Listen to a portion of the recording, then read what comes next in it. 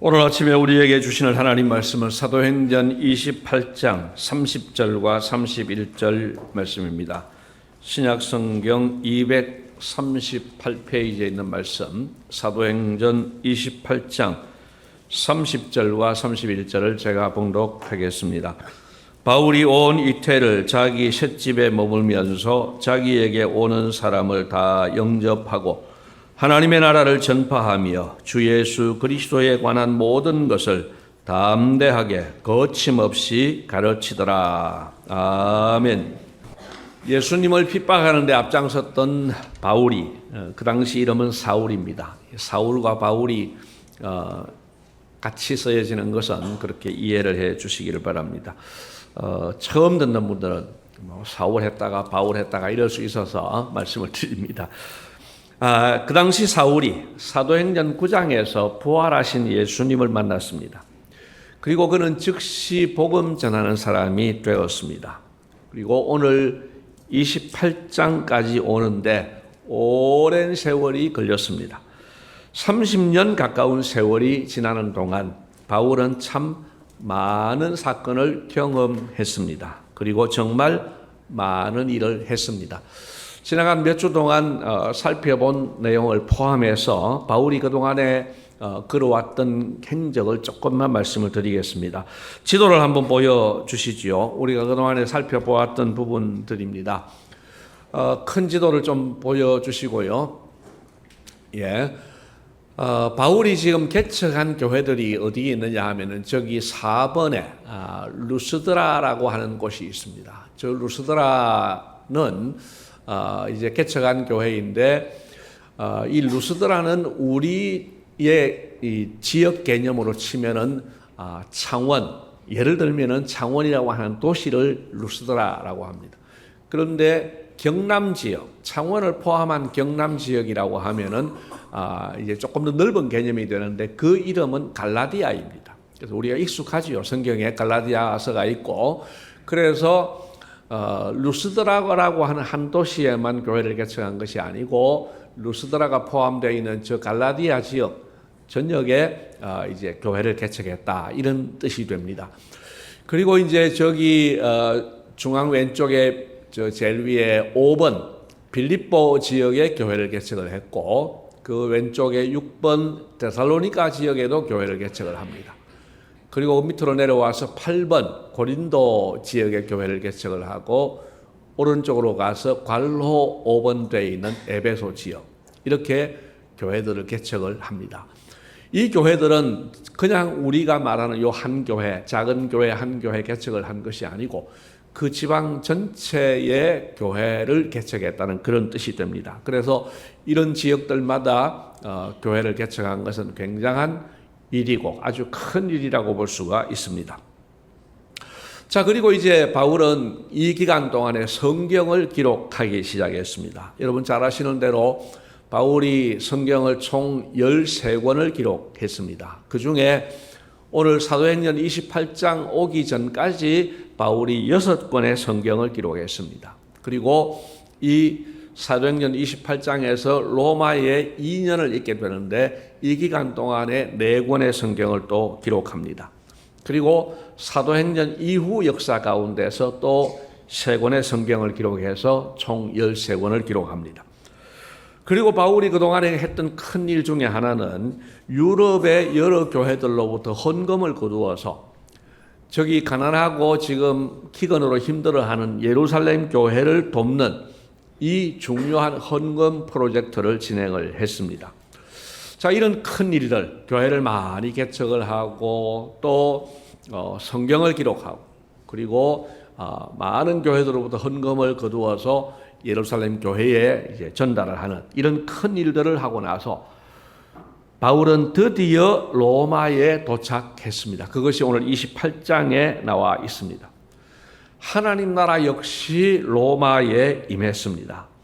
제가 이 드디어라는 표현을 쓰는 이유가 있습니다. 그것은 로마는 당시 전 세계의 심장이었습니다. 그래서 로마에 교회가 세워지고 하나님 나라가 임하는 것은 특별한 의미를 가집니다. 그래서 제가 드디어라고 표현을 했습니다. 또한 바울 개인으로 볼 때는 로마에 가는 것이 그의 평생의 큰 꿈이었습니다. 물론 자신의 출세를 위한 꿈이거나 내가 유럽 여행을 가겠다 이런 꿈 아니죠. 이것은 복음을 위한 꿈이었습니다. 그래서 바울이 여러 차례 로마에 방문하려고 했지만은 가지 못했던 곳이기도 합니다. 그런데 그 로마의 땅에 발을 딛게 되었으니 제가 드디어라는 그런 표현을 했습니다. 자, 드디어 로마에 임한 이 하나님 나라에 관한 말씀을 오늘도 몇 가지로 묵상하려고 합니다. 자, 첫째로는 땅 끝까지 이르러 내 증인이 되리라는 이 말씀은 예수님의 명령인 동시에 바울의 소원이 되었습니다. 예수님께서는 승천하시기 직전에 제자들에게 유언적인 명령을 주셨지요. 우리가 잘 아는 사도행전 1장 8절 말씀입니다. 오직 성령이 너희에게 임하시면 너희가 권능을 받고 지역을 넓혀갑니다. 예루살렘과 온 유대와 그리고 사마리아와 땅 끝까지 이르러 내 증인이 되리라 하셨습니다. 여러분, 예수님께서 이 말씀을 하실 때 바울은 그 현장에 있지 않았습니다. 그때만 해도 바울은 예수님을 핍박하는 대열에 서 있던 사람입니다. 그런데 사도행전 9장에서 예수님께서 사울을 만나 주셨을 때 예수님은 사울에게 특별한 사명을 주셨습니다. 직접 말씀하시진 않고 아나니아라는 사람을 통해서 이 특별한 사명을 주셨는데 그것이 사도행전 9장 15절에 기록되어 있습니다. 자, 아나니아에게 주님께서 말씀하십니다. 이 사람은 사울을 이야기합니다. 이 사람은 내 이름을 이방인과 임금들과 이스라엘 자손들에게 전하기 위하여 택한 나의 그릇이라 그렇게 말씀합니다. 그러니까 바울은 특별히 이방인 구원을 위한 이방인 선교의 사명을 받은 사람이다 이 말씀입니다. 바울은 이 명령을 받고 이 사명을 자신의 소원으로 품었습니다. 여러분, 복음성 중에 이런 찬양이 있습니다. 원하고 바라고 기도합니다 라는 제목인데요, 민호기 목사님이라는 분이 만든 곡입니다. 그 찬양 중에 이런 가사가 있습니다. 하나님의 꿈이 나의 비전이 되고 예수님의 성품이 나의 인격이 되고 성령님의 권능이 나의 능력이 되기를 원하고 바라고 기도합니다. 여러분, 가사가 참 좋아요. 다시 한번 말씀드립니다. 하나님의 꿈이 나의 비전이 되고 예수님의 성품이 나의 인격이 되고 성령님의 권능이 나의 능력이 되는 것, 얼마나 귀합니까? 그래서 이것을 원하고 바라고 기도합니다 이렇게 말씀합니다. 제가 목소리가 좋으면 한번 확 불러주고 싶은데 생략하겠습니다. 집에 가서 유튜브 한번 찾아보세요. 유튜브 찾아가지고 엉뚱한 거 많이 듣지 마시고 이런 찬양을 한번 들어보십시오. 얼마나 은혜가 되는지 모릅니다. 여러분, 하나님의 꿈과 나의 비전이 별개가 아니라 하나님의 꿈이 나의 비전이 되기를 원하고 바라고 기도한다는 것입니다. 그런데 바울은 실제로 그렇게 살아간 거예요.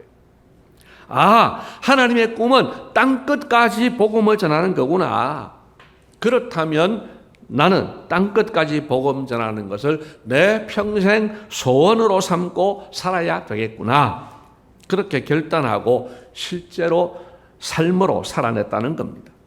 바울은 그런 비전을 가지고 로마에 가기를 소원했습니다. 로마는 방금 말씀드린 대로 그 당시에 세계의 중심이었습니다. 전 세계 사람들이 다 모이는 곳입니다. 동시에 또 전 세계로 연결되는 도로들을 가지고 있었습니다. 여러분, 고대 로마는 이런 전략을 가졌습니다. 도로가 잘 뚫려야 우리가 식민 통치를 제대로 할 수 있다. 그래서 잘 뚫려진 도로를 통해서 이제 전 세계를 자기들이 다스리려고 하는 그런 야망을 가지고 있었습니다. 그래서 도로망이 잘 되어 있습니다. 그런데 바울은 그런 목적으로 깔려진 도로이지만은 자기는 이 잘 뚫려진 도로를 통해서 세계 복음화를 이루어야 되겠다. 그러려고 하면은 로마에 가야 되겠다고 하는 꿈이었습니다. 또한 그는 또 다른 꿈을, 직접적인 꿈을 가지고 있었는데요. 그것은 로마를 교두보로 삼아서, 로마가 목적지가 아니라 로마를 교두보로 삼아서 당시 땅끝으로 여겨졌던 스바나, 지금의 스페인까지 가려는 계획을 세웠습니다. 여러분, 로마서 15장을 보시겠습니다. 로마서 15장 23절과 24절 말씀인데요. 같이 한번 읽겠습니다. 이제는 이 지방에 일할 곳이 없고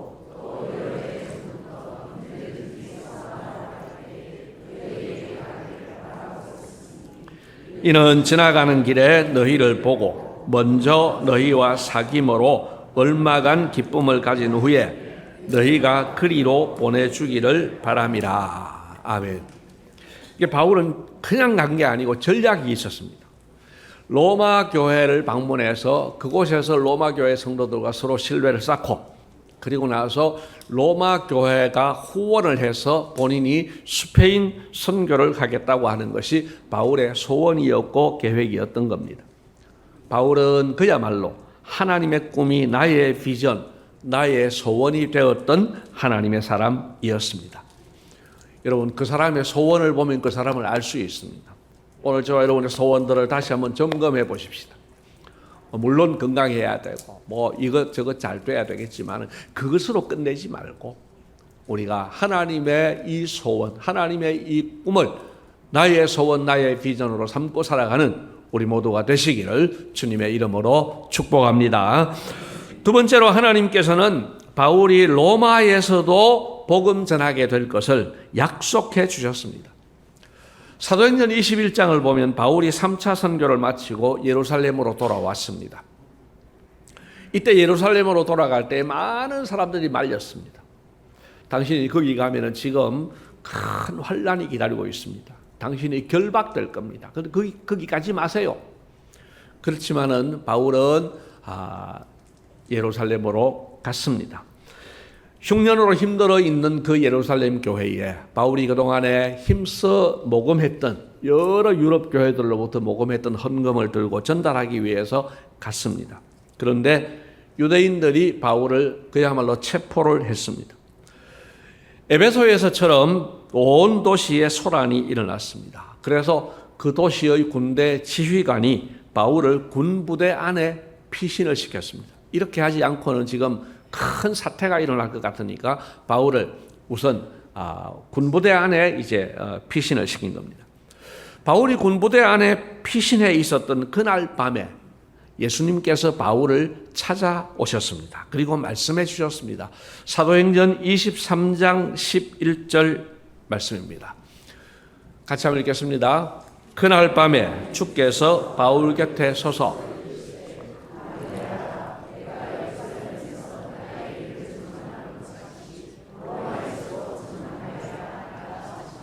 아멘. 그러니까 예수님께서 약속을 주시는 거예요. 바울아, 너 로마에 가서 복음을 전하고 싶어 하는데 지금 이 사람들이 이렇게 난리를 부리니까 걱정되지. 그러나 걱정하지 마. 담대하라. 네가 예루살렘에서 이렇게 복음을 전한 것처럼 로마에서도 복음을 전하게 될 거야. 내가 책임져 줄 거야 하고 하나님이 약속하신 것입니다. 바울의 소원과 계획을 아시는 예수님께서 바울의 로마 전도를 약속해 주신 것입니다. 사도행전의 남은 기록들은 이 사건의 연속선상에서 일어난 일들입니다. 사람들이 이제 바울을 고발하게 됩니다. 정식으로. 그리고 바울은 자신을 재판을 받으면서 변호하고, 그리고 변호하는 현장에서도 예수 복음을 전했습니다. 그래서 총독 앞에서와 또 왕들 앞에서 복음을 전하는 그런 희한한 재판이 되었습니다. 그리고 바울은 비장의 카드를 꺼냈습니다. 그것은 자신이 로마의 시민권자로서 정당한 권리를 요구합니다. 내가 황제, 가이사 황제 앞에서 재판을 받겠습니다. 가이사 황제에게 상소하노라고 했습니다. 지금으로 말하면 대법원에 이제 상고하겠다 하는 것입니다. 당시 로마의 법은 로마 시민권자가 황제에게 상소하겠다고 하면 누구도 막을 수가 없었습니다. 그래서 바울은 소원했던 로마로 출발을 하게 됩니다. 그냥 자유로운 신분은 아니지만 죄수의 신분, 좀 더 정확하게 이야기하면 죄가 확정되지는 않은 미결수의 몸으로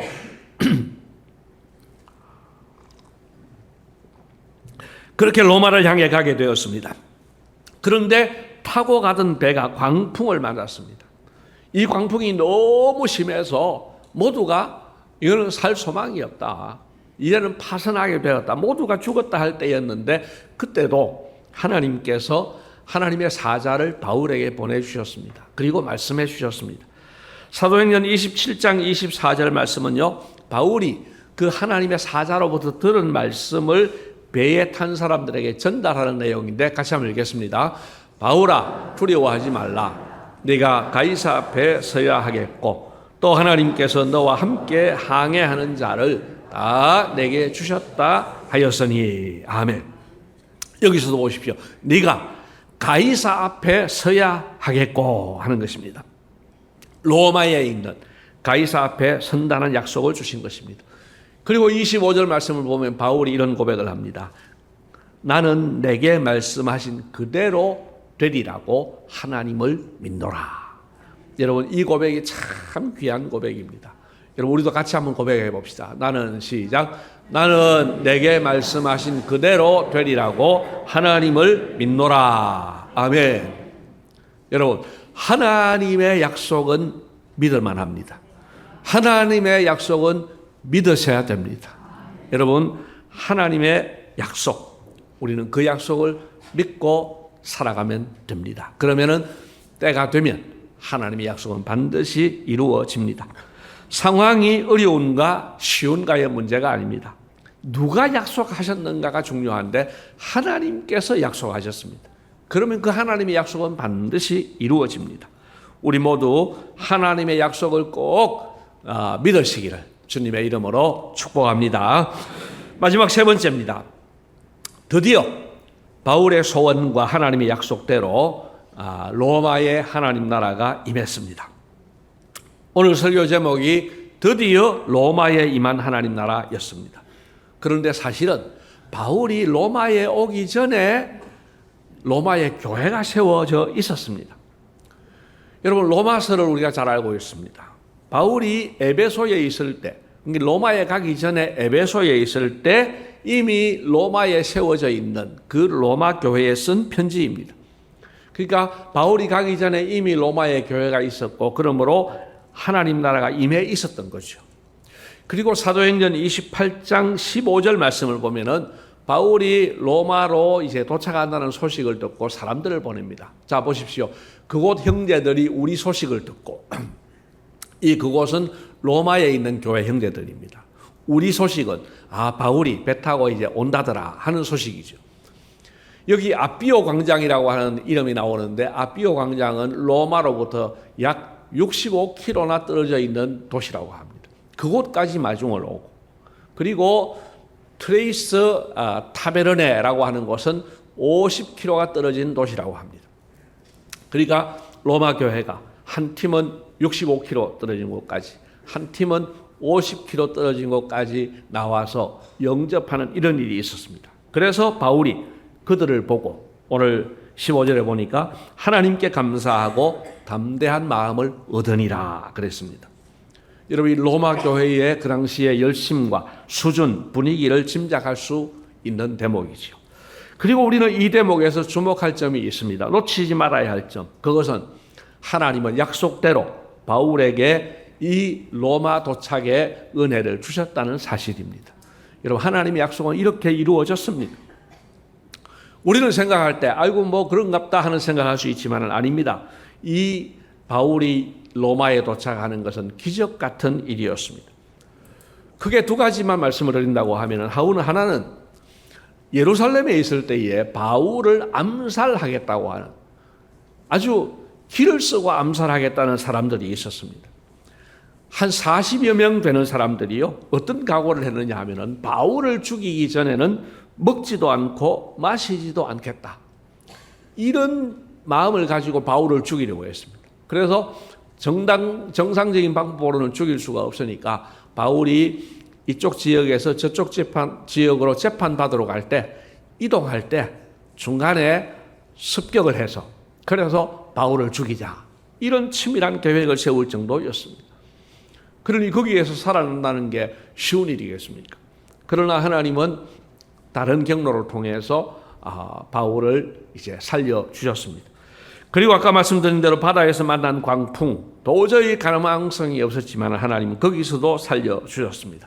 그래서 그 어려운 상황 속에서도 바울은 지금 로마에 도착할 수 있었다, 이 말씀입니다. 여러분, 하나님은 불가능해 보이는 약속이지만 반드시 성취하시는 분입니다. 여러분, 우리에게 주신 이 성경이라는 이 하나님의 약속 그대로 이루어질 줄을 믿고 사시기를 바랍니다. 하나님께서는 로마에 도착한 바울에게, 이렇게 로마에 도착한 바울에게 상상을 초월하는 은혜를 베풀어 주셨습니다. 여러분, 오늘 우리가 본문 30절을 보았는데요, 거기 보면은 바울이 지금 죄수의 몸인데도 자기 셋집에 살며 그랬습니다. 그리고 이런 주거 환경 속에서 사람들이 찾아와요. 찾아오면은 그 찾아오는 사람들을 다 만날 정도의 자유가 주어져 있는 거예요. 그래서 많은 사람들에게 복음을 전할 수 있었습니다. 이게 감옥살이입니까? 감옥살이 치고는 너무 느슨하잖아요. 16절 말씀을 보면은 바울을 지키는 사람이 군인 한 명이 있었다고 이야기를 합니다. 그리고 이제 바울은 그 감옥 속에 있지 않고 따로 있는 셋집에 있는 이런 환경을 허락해 주셨습니다. 옛날 군부 독재 시절에 가택연금이라는 게 있었습니다. 이 야당 지도자들을 가택연금한 그런 일들이 있었는데 아마 바울이 가택연금 당한 정도, 이런 정도로 이제 감옥살이를 했다는 겁니다. 그래서 28장 17절 말씀을 보면 바울이 유대인 중에 높은 사람들을 자기 집으로 불러서, 자기는 지금 밖에 못 나가니까 자기 집으로 불러서 복음을 전합니다. 그런데 이 사람들이 반응이 시원찮아요. 그래서 28절 말씀을 보면은 바울이 그 대상을 이제 이방인들에게 확대합니다. 유대인들, 너희들 복음 받을 자세가 안 돼 있구나. 그래서 내가 이방인에게 복음을 전하겠다, 그렇게 이야기를 합니다. 그리고 오늘 본문이 나옵니다. 여러분, 오늘 본문 제가 읽었지만 한 번 더 이제 이만큼의 설명을 듣고 이 말씀을 같이 한번 읽도록 하겠습니다. 30절입니다. 바울이 온 이태를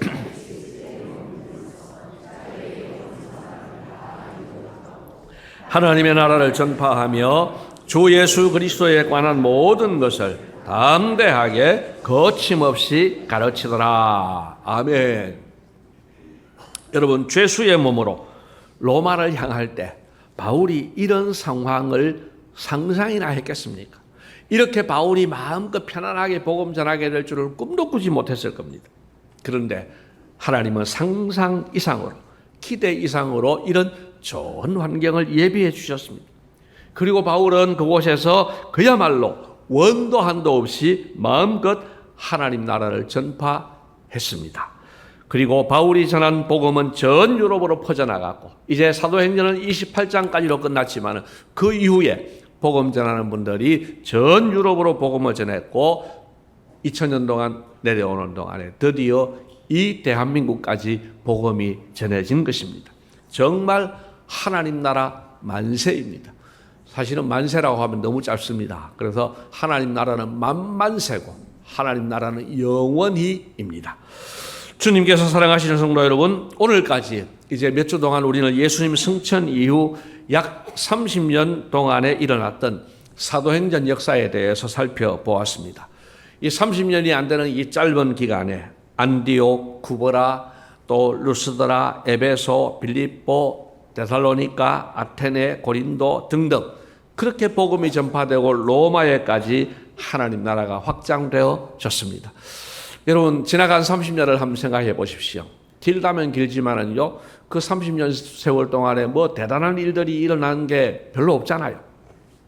그런데 이 하나님 나라의 복음은 30년 동안 얼마나 왕성하게 전파되었는지 모릅니다. 이것이 하나님 나라의 복음의 능력입니다. 세계 모든 민족 구원이라는 하나님의 꿈은 그 하나님의 꿈을 자신의 소원, 자신의 비전으로 삼은 사람들을 통해서 지금까지 성취되어 왔습니다. 이제 우리도 하나님의 꿈을 우리 각자의 소원과 비전으로 삼고 그 소원과 비전을 향해 달려가시기를 주님의 이름으로 축복합니다. 고맙습니다, 주님.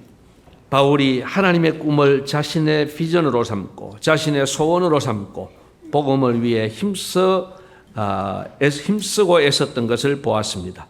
또 하나님 나라가 바울을 통하여서 그렇게 왕성하게 전파된 것도 보았습니다.